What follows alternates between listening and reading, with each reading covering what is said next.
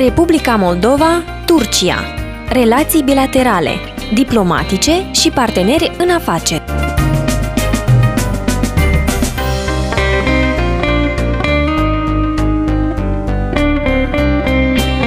Bilim Pharmaceuticals, 60 de ani. Mulți, puțini.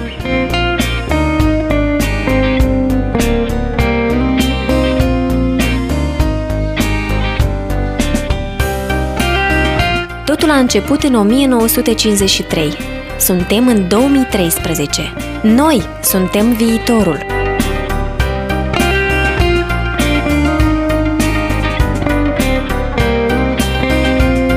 În 1953 este înființată compania Bilim Pharmaceuticals, primul producător local de produse farmaceutice din Turcia.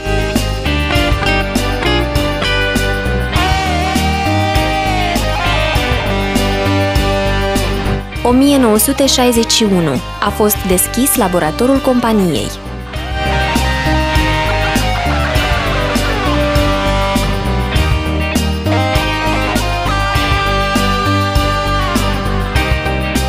În 1975 este construită uzina Ayazaga. 1998 a fost pusă în funcțiune fabrica beta-lactamică Cherkezköy. Suprafață 9250 metri pătrați, volumul producției 45 milioane ambalaje pe an. 2006, companiei Bilim Pharmaceuticals îi este decernat Premiul Național de Calitate.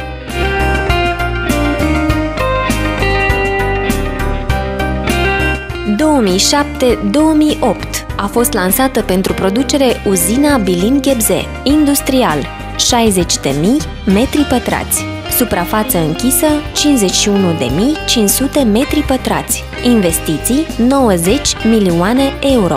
Volumul de producere 250 milioane ambalaje în 2 schimburi. 2011.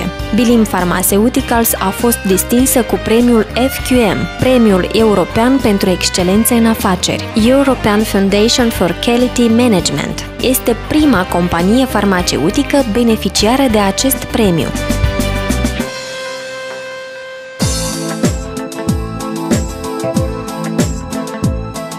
Republica Moldova, 60 de ani. Mulți, puțini.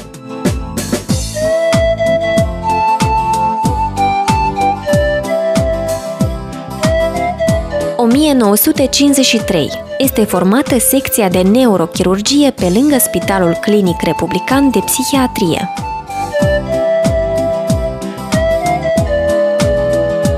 În 1958, turnul de televiziune din Chișinău, cu înălțimea de 196 de metri, este gata pentru transmiterea semnalului.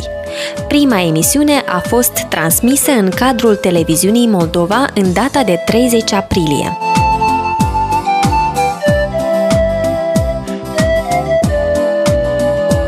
1960.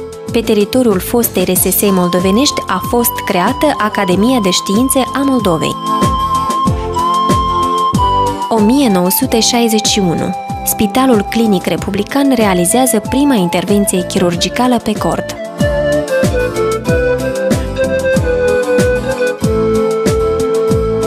1967. Maria Bieșu obține titlul Cea mai bună Cio-Cio-san la concursul internațional din Japonia, devenind cunoscută în toată lumea. 1973 a fost creat unul din cele mai mari și cele mai frumoase parcuri din Chișinău, Parcul Dendrariu, o oază verde de 83 hectare în inima Chișinăului. 1974 este inaugurat festiv Palatul Octombrie. În 2012 i s-a conferit denumirea Palatul Național Nicolae Sulac. 1980. În cei peste 100 de ani de Jocuri Olimpice moderne, prima dată calea flacărei olimpice a parcurs Moldova, ocazia fiind Olimpiada de vară de la Moscova.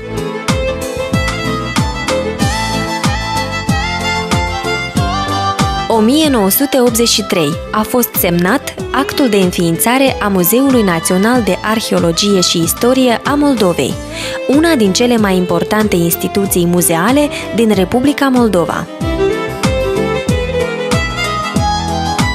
1991.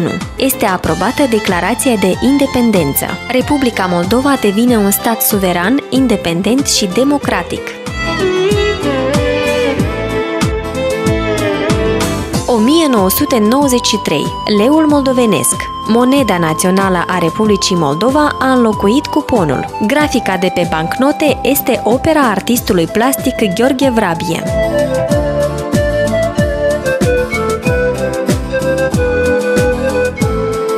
1995. Aeroportul Internațional Chișinău, unul din principalele puncte de intrare în Republica Moldova. La 31 mai 1995 i s-a conferit statut de aeroport internațional. 2004. A fost realizat și inaugurat proiectul monumentului Lumânarea Recunoștinței, monument ridicat pe stâncă deasupra Nistrului, la marginea Sorocii, una din cele mai importante zidiri din istoria țării. 2005. Piesa Bunica bate toba, interpretată de Zdup și Zdup, a adus Moldovei locul 6 la Eurovision, cea mai bună clasare la Eurovision din istoria participării Moldovei la acest concurs. 2011. Valentina Naforniță, cântăreață de operă, soprană, născută în Glodeni, Republica Moldova, câștigătoarea ediției din 2011 a concursului BBC Cardiff Singer of the World.